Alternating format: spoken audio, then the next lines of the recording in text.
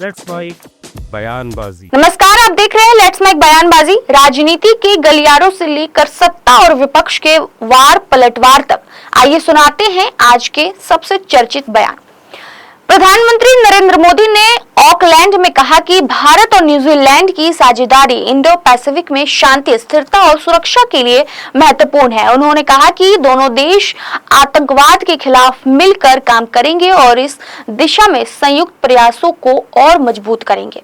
आतंकवाद के विषय पर कंधे से कंधा मिलाकर आगे बढ़ाने के लिए आज हमने ज्वाइंट वर्किंग ग्रुप का गठन किया है। भारत और न्यूजीलैंड के बीच सहयोग इंडो पैसिफिक में शांति, स्थिरता और सुरक्षा के लिए अत्यंत महत्वपूर्ण है। वहीं दूसरी ओर प्रधानमंत्री नरेंद्र मोदी ने कहा कि भारत और न्यूजीलैंड के बीच सांस्कृतिक सहयोग पर हुए MOU से कला, संस्कृति और रचनात्मक क्षेत्रों में सहयोग बढ़ेगा। उन्होंने न्यूजीलैंड की विश्वविद्यालयों को भारत में कैंपस खोलने का आमंत्रण दिया। दोनों देश खेल संबंधों की 100वीं वर्षगांठ मना रहे हैं और खेल सहयोग बढ़ाने के लिए संयुक्त कार्य योजना बनाई गई है। इसके साथ ही उन्होंने कहा कि वैश्विक चुनौतियों से निपटने के लिए संयुक्त राष्ट्र समेत वैश्विक संस्थाओं में सुधार आवश्यक है। करता हूं, आज किया गया कल्चरल कोऑपरेशन MOU दोनों देशों के आर्ट, कल्चर, हेरिटेज तथा क्रिएटिव इंडस्ट्रीज में एक्सचेंज को गति देगा। न्यूजीलैंड भारतीय स्टूडेंट्स के लिए एक महत्वपूर्ण डेस्टिनेशन रहा है। हम न्यूजीलैंड की यूनिवर्सिटीज को भारत में कैंपस खोलने के लिए आमंत्रित करते हैं। इस वर्ष हम दोनों देशों के बीच खेल संबंधों की 100वीं वर्षगांठ मना रहे हैं। 100 साल पहले मेजर ध्यानचंद के नेतृत्व में हॉकी टीम ने यहां आकर जो इतिहास रचा था, वह हमारी खेल साझेदारी को आज भी प्रेरित कर रहा है। इस उपलक्ष्य पर हम दोनों देशों में कई स्पोर्ट्स इवेंट्स आयोजित कर रहे हैं। क्रिकेट के साथ साथ अन्य खेलों में भी सहयोग बढ़ाने के लिए हमने स्पोर्ट्स ज्वाइंट एक्शन प्लान बनाया है। हाल ही में भुवनेश्वर में न्यूजीलैंड रग्बी और रग्बी इंडिया के कोचिंग प्रोग्राम से अच्छी शुरुआत हुई है। फ्रेंड, वैश्विक मंच पर भी भारत और न्यूजीलैंड भरोसेमंद साझेदार और करीबी मित्र है। हमारा मानना है कि वर्तमान समय की चुनौतियों का सामना करने के लिए UN सहित अन्य वैश्विक संस्थानों में रिफॉर्म आवश्यक है। न्यूजीलैंड के प्रधानमंत्री क्रिस्टोफर लक्सन ने प्रधानमंत्री मोदी का स्वागत करते हुए कहा कि 40 वर्षों बाद किसी भारतीय प्रधानमंत्री की यह पहली न्यूजीलैंड यात्रा ऐतिहासिक है। उन्होंने कहा कि यह दौरा दोनों देशों के रिश्तों को नई ऊंचाई देने का स्पष्ट संदेश है और इसके लिए PM मोदी का आभार भी जताया। Prime Minister, it is a very special honour to host you here in New Zealand. Your visit is truly historic, as it is the first by an Indian Prime Minister in 40 years.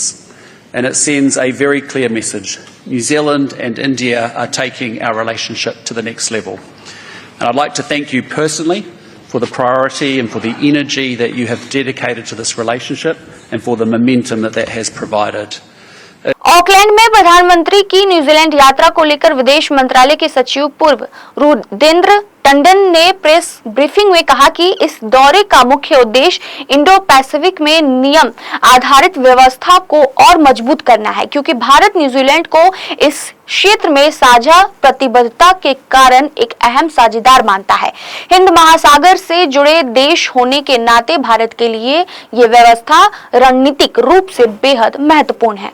पूरी visit जो है ये rule based Indo Pacific order को strengthen, ये है सब text इस पूरे विजिट का। One of the reasons we look at New Zealand as a significant partner in this part of the world is because of our joint quest for strengthening the rule-based order in the Indo-Pacific, which is very important for India as an Indian Ocean nation.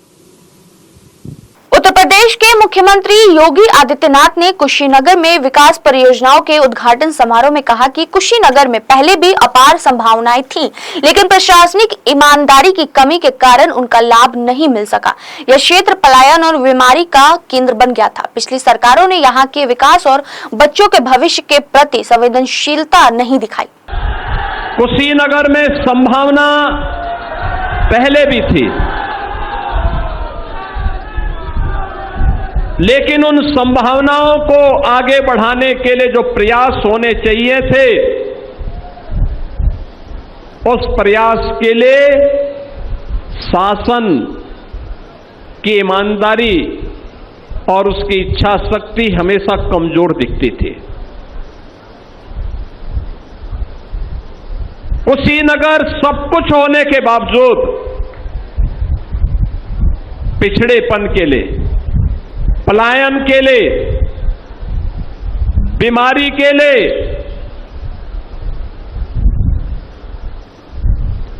इन्हीं सब का एक केंद्र बनकर के रह गया था। मैं जब मंच पे आ रहा था तो मुझे 2 बच्चों का अन्नप्राशन कराने का अवसर प्राप्त हुआ। चलिए आगे बढ़ते हैं। केंद्रीय गृह मंत्री अमित शाह ने दिल्ली में जयप्रकाश नारायण पब्लिक लाइब्रेरी का उद्घाटन किया। इस अवसर पर कार्यक्रम को संबोधित करते हुए उन्होंने युवाओं में पढ़ने की संस्कृति विकसित करने पर जोर देते हुए पुस्तकालयों को स्कूलों से जोड़ने की आवश्यकता बताई। उन्होंने युवाओं से ज्ञान बढ़ाने की अपील की और दिल्ली सरकार से सभी सरकारी लाइब्रेरियों को आपस में और स्कूलों से जोड़ने की योजना बनाने का आग्रह भी किया। बड़ा योगदान है। मैं युवाओं को निश्चित कहना चाहूंगा कि हम जो सोचते हैं, आपकी एक अवस्था होती है, उस अवस्था में जो सोचते हैं, इसको संचित किए हुए ज्ञान से समृद्ध करिए।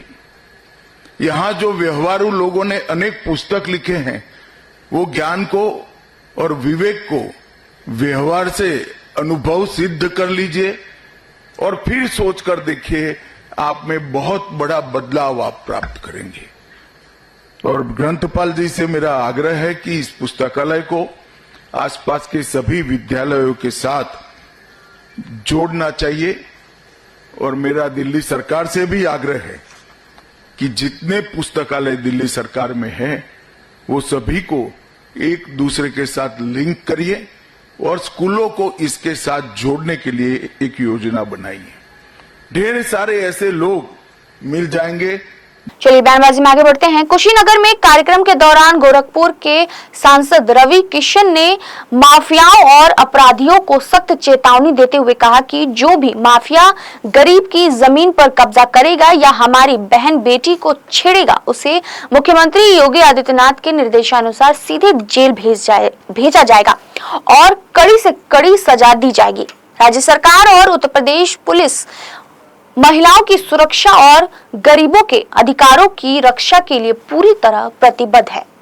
छेड़ने का कोशिश करी, पूज्य महाराज जी का दिशा निर्देश पर छेड़ भी कब्जा करी गरीब का जमीन का, पूज्य महाराज जी का आदेश है। कोई भी बिरादर के रूबी माई बहन बिटिया के छेड़े होकर जमीन कब्जा करे, लूटे का कोशिश करे, अगले चौराहे पर उत्तर प्रदेश पुलिस नई बंदूक के साथ जो उत्तर प्रदेश में बनती है, आजकल उत्तर प्रदेश में बंदूक बनाता हो, ब्रह्मोस रॉकेट भी बन रहा है, सड़क भी बन रहा है और बंदूक भी बन रहा है उन सारे जालिमों के लिए जो 2017 के पहले हमारे माई बहन बिटिया गरीब किसान पिछड़ा वर्ग के अत्याचार कर लूटत रहना, बेरवावत रहना, और लोगों के लिए पुलिस तैयार बात। धन्यवाद पूज्य महाराज जी, 26 करोड़ की आबादी के एकदम टाइट रखने वाला। भाजपा के राष्ट्रीय महामंत्री और सांसद तरुण चुग ने पंजाब कांग्रेस की अंदरूनी कलह को लेकर कांग्रेस पर निशाना साधा। उन्होंने कहा कि एआईसीसी प्रभारी भूपेश बघेल बताए कि पंजाब कांग्रेस में नेताओं के साथ कथित जातिगत भेदभाव के मामलों में अब तक किसके खिलाफ कार्रवाई हुई है। उन्होंने यह आरोप लगाया कि जब कांग्रेस के नेता अलग अलग गुटों में बटे हैं और एक दूसरे पर भरोसा नहीं करते तो पार्टी पंजाब को स्थिर नेतृत्व देने का दावा कैसे कर सकती है। भूपेश बघेल साहब ये बताएं कि पंजाब कांग्रेस में जाति के आधार पर नेताओं के साथ भेदभाव पर उन्होंने आज तक किस को दोषी देखा और उस पर कार्रवाई की। प्रदेश का पूर्व मुख्यमंत्री खुद कह रहा है कि कांग्रेस पार्टी में जाति के आधार पर कुछ नेताओं के साथ धक्का किया जा रहा, अपशब्दों का प्रयोग किया जा रहा। लेकिन कांग्रेस पार्टी ऐसे नेताओं पर कार्रवाई करने के बजाय एससी समाज के साथ धक्का करने वालों की शरण स्थली बन गई है। कोई कितनी भी सफाई दे, लेकिन कांग्रेस के अंदरूनी कलह और एससी नेताओं के साथ किए गए दुर्व्यवहार की कलह चरम सीमा की तक पहुंच चुकी है। अगर सब कुछ ठीक है तो बड़े बड़े नेता अलग अलग गुटों में बैठ के क्यों कर रहे हैं? कांग्रेस में हर दिन नया शक्ति संघर्ष और नई गुटबाजी सामने क्यों आ रही है? ये पार्टी अब जनता की नहीं, नेताओं की कुर्सी को बचाने की लड़ाई लड़ रही है। जिस दल के नेता एक दूसरे पर भरोसा नहीं करते, एक दूसरे पर जाति के आधार पर व्यवहार करते हैं, वो पंजाब को स्थिर नेतृत्व देने का दावा कैसे कर सकते हैं? जी सर, यही बात आपसे पंजाबी में समझना चाहेंगे, किस तरह से जो कांग्रेस विशाखापट्टनम नेवल डॉकयार्ड में आईएनएस महेंद्रगिरी के कमीशनिंग समारोह में रक्षा मंत्री राजनाथ सिंह ने कहा कि आंध्र प्रदेश का कुर्नूल भविष्य में देश का ड्रोन हब बनेगा।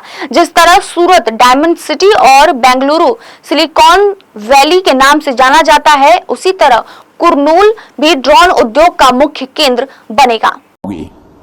उसी दिन यहीं विशाखापट्टनम के पास अनाकापल्ली डिस्ट्रिक्ट में भारत डायनामिक्स लिमिटेड के एक नए नेवल सिस्टम मैन्युफैक्चरिंग फैसिलिटी की भी हमने नींव रखी, जहां ऑटोनोमस अंडर वाटर व्हीकल्स बनेंगे, टॉर्पीडोज बनेंगे, under water counter measure system बनेंगे। यानी वे वेपन सिस्टम जो कभी हम विदेशों से इंपोर्ट करते थे, अब हमारे अपने वाइजक के पास बनेंगे। देवियों और सज्जनों, और मैंने उस समय कुर्नूल में 8 ड्रोन कंपनीज के एक कंसोर्शियम द्वारा एक ड्रोन सिटी की स्थापना की भी बात की थी। जैसे हम लोग सूरत को डायमंड सिटी कहते हैं, बेंगलुरु को देश की सिलिकॉन वैली कहते हैं, वैसे ही एक दिन मैं मानता हूं कि यह क्षेत्र देश का ड्रोन हब के रूप में जाना जाएगा। देवियों सज्जनों, आप संयोग देखिए, आकाश में अमका, समुद्र की गहराई में बीडीएल के नेवल सिस्टम्स, अनमैन्ड डोमेन में कुर्नूल के ड्रोन, और आज समुद्र की सतह पर आईएनएस महेंद्रगिरी। यानी कि आज आंध्र प्रदेश हवा, पानी, जमीन और अनमैन्ड डोमेन हर क्षेत्र में भारत की रक्षा शक्ति में अपना कंट्रीब्यूशन दे रहा है। मैं इसके लिए आंध्र प्रदेश सरकार को और यहाँ की जनता को अपनी तरफ से हार्दिक बधाई देता हूँ। फिलहाल लेट्स माइक बयानबाजी में बस इतना ही। आप बने रहिए लेट्स माइक के साथ। नमस्कार। आप सुन रहे थे let's mike more than radio. Follow कीजिए हमें हमारे सोशल मीडिया प्लेटफॉर्म्स पर। It's time for news. It's time for More Than Radio. Presenting the first radio news app, Let's Mic. Let's Mic, a news-based app on your phone where you get to watch and listen news, talk shows, interviews, radio show podcasts. On Let's Mic, you get all relevant information of TV, print, radio, podcast, and digital. Let's Mic talks about every segment of life.